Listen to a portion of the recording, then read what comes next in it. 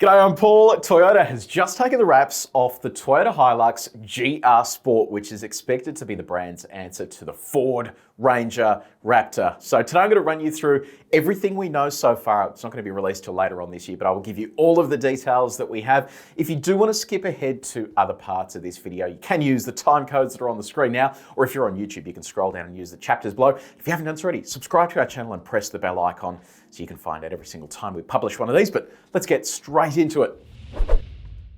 So the important thing to note here before we get into the finer details, why does this exist? Well, the dual cab ute segment, the Backie segment, the Bucky segment, wherever you're from, is going upmarket, and manufacturers are looking at ways to help you part with your money in the most efficient way possible. And that means they take platforms like the HiLux, dress them up, and then charge a whole lot of money for them. Ford does the same thing with their range as well.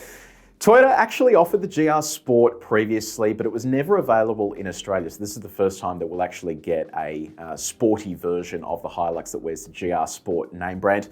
And in addition to that, we know that from sources at Toyota here in Australia, they actually do own at least one Ford Ranger Raptor that they're using to benchmark this car against. So I'll be interested to see how they do compare when it finally does launch. Righto, let's kick off with the engine. So I was kind of hoping this would have a V6 diesel or a V6 petrol under the bonnet, but instead it just uses the same 2.8 litre turbocharged 4-cylinder diesel engine with a little bit more power and torque. So now it produces 165 kilowatts of power and 550 newton meters of torque, and it produces that respectively at 3,000 RPM and 2,800 RPM. That's an increase of about 10%, and that increase, by the way, of 10% is over 150 kilowatts and 500 newton meters, which is standard in parts of the HiLux range at the moment. According to Toyota, they've been able to get this increase, and this is their words, by turbo supercharging and better fuel injector control. I don't know what turbo supercharging means. Maybe they've wound up the boost pressure or something like that. This car is available exclusively with a 6-speed automatic transmission. And what they've done here with the gearbox is increased the lock-up area, so it's a wider lock-up area now. They've also mounted paddle shifters to the steering wheel to give you finer control over those gear shifts. It also has a sportier tune now as well to take advantage of the more power and torque that it is working with.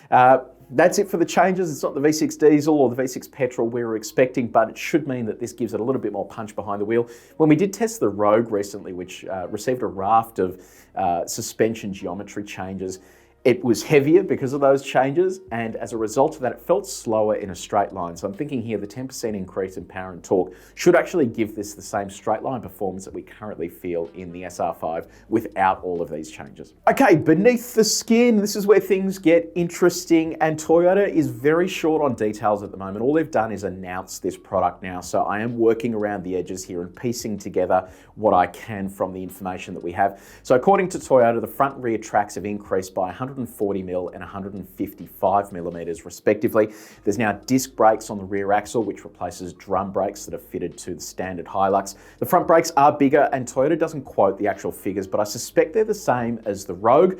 And in the Rogue, it uses a 338mm rotor with 4 piston calipers, and the rear disc setup is a 312mm rotor with a single piston caliper. Here in the GR Sport, they paint the caliper red, so it gives it a bit of a sporty look there. The rear dampers now sit outboard of the chassis rails. That is similar to the Ford Ranger. I think that gives them better body control when the car is tipped in. When you look at this wider track that this is featuring on the front and rear, when you do tip it in, you really need those dampers to be outboard of the chassis rails so that it is all sitting upright instead of on a sort of triangulated angle. There's changes to the wishbone design. There's also reinforcements on the rear axle with stiffer coil springs, monotube shock absorbers with higher damping force. Again, reading around the lines here, this all kind of feels the same as the Rogue in terms of the changes. I'm sure that given this has more power and torque, they may have tweaked it a little bit there, but in terms of the actual changes, I think most of this stuff is the same as the Rogue. They haven't mentioned it, but the Rogue does get a rear stabilizer bar as an addition, and I suspect this is going to have the same feature set in terms of that suspension change. In terms of the off-road equipment, there are no real changes here. So if they did want this to be a proper Ford Ranger Raptor competitor, Ranger Raptor gets a front differential lock. It also has a rear diff lock that works in 2-wheel drive high range, 4-wheel drive high range, and 4-wheel drive low range. HiLux, on the other hand, here in GR Sport trim, carries over with the same thing, which is rear diff lock, which only works in low range, and 2-wheel drive high range permanently. four-wheel drive high range for unsealed surfaces and four-wheel drive low range as well. Let's talk about some of the design changes. I'm going to get my iPad out here. We're going to have a little look at exactly what has changed. Okay, let's start off here with the front. And I've got to tell you, the designers have done a really good job on this. Have a look at that big grille. So the grille itself has actually increased in size. That's for additional cooling. And I think they've really emphasized that as being the big mouth that's going to keep that engine nice and cool. Then if you look at this as well, Toyota lettering at the front there. So similar to what Ford has done with Ranger Raptor, with Ford FORD individual lettering on the front. Toyota's done it here. They've also done this to the Land Cruiser 300 series in GR Sport trim as well. So it seems to be a theme that they're carrying on there. GR down the bottom here as well. Have a look at this too. This is kind of cool. I like this little inlet here, and you can also see if we zoom in there as well, a little bit of aero happening off to the side there too. So this feels a whole lot more like a big design change from the rest of the HiLux range. It does feel like they've put a fair bit of effort into this to give it that visual differentiation. Have a look down the bottom here as well. You have steel reinforcement under the front there. This is designed to be an off-road capable vehicle. So this is going to prevent a nasty little rock ripping the sump off the bottom of your new HiLux. Now off to the side, let's have a little sticky beak around here. My iPad drawing skills are still coming together. These are rock sliders. So I'm pretty sure they used something similar here in the previous generation of the Rugged X. I remember going to the launch of that vehicle, and they did this section at the launch where we were able to drop the car onto some rocks, and you can actually feel a big difference there with the rock sliders, because if you hit a standard sort of side step in any other car on a set of rocks, it basically dints it and it's entirely pointless for driving off-road. This will actually support the weight of the vehicle on rocks, and it's not going to deform in any way. Over here as well in this shot, you can also see the red brake caliper there with GR Sport insignia on it. They're also using an all-terrain tyre here, so it looks like a Bridgestone Jeweler. I mean, look, an all-terrain tyre is absolutely necessary for a vehicle that is billed as an off-road vehicle, and I think that is a really good addition for them to have here for what is going to be an off-road capable vehicle. It's also worth calling out as well, if we have a look at this front side view, I love how wide and pumped this looks. Like it really is quite an imposing stance. And if you see this coming towards you, you can visually see this is a significantly wider vehicle than a standard HiLux.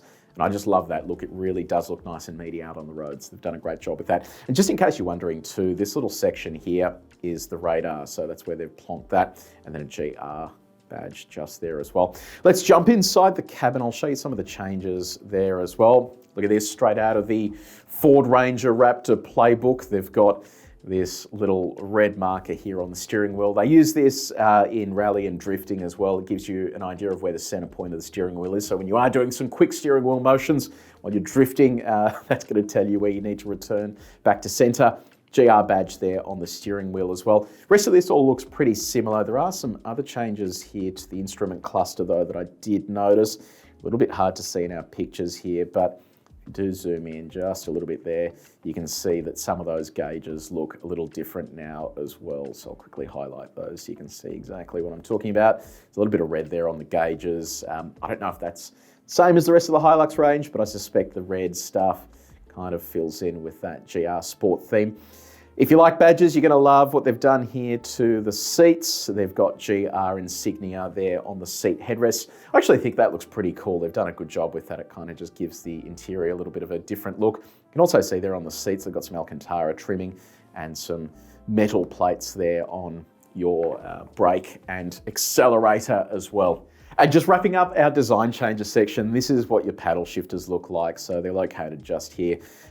Nothing sort of too crazy there. I think they're plastic paddle shifters and not like the metallic setup you see in the Ranger Raptor.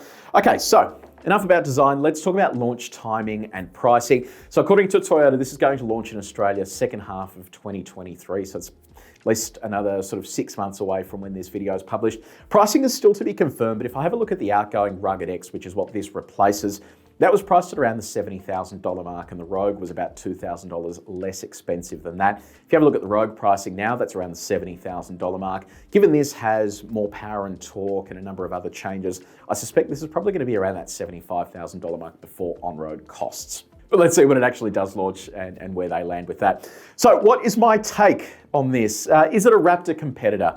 Look, I'm going to reserve judgment until I drive it. I actually really did enjoy driving the Rogue. I spent a lot of time in that car and drove it back to back with the SR5, and they're kind of chalk and cheese. The changes they made to that chassis are very noticeable. When you go for a fun drive and really get stuck into it, it does feel like a completely different vehicle to the SR5. So as long as they carry the same characteristics here into the GR Sport, it will be engaging to drive. Now that it has more power and torque, it was the only thing I didn't really like about the Rogue. It was a little bit down on power and torque compared to the SR5 because it was heavier, whereas now that they've bumped this up by 10%, I think we're going to see a nice difference there in terms of handling behind the wheel and a sort of nice meaty feeling steering wheel. But is it enough to take on the Raptor? Look, if you look at the Raptor and what they've done with it, twin turbo V6 petrol, it is going to hose this in a straight line. You've got a front diff lock for off-road driving. It is quite a capable vehicle in general. So let's see what happens there. We do have a stack of dual cab ute content coming, including with the HiLux Rogue that this GR Sport shares a lot of components with. If that story is live at this point, you'll be able to see links in the description below. But the Rogue actually performed incredibly well during all of our tests. So I think that Toyota is onto a good thing with this. Perhaps in the future, though, I would like to see like a V6 diesel or a V6 petrol get dropped into HiLux. Maybe that is for the next generation of this, who knows.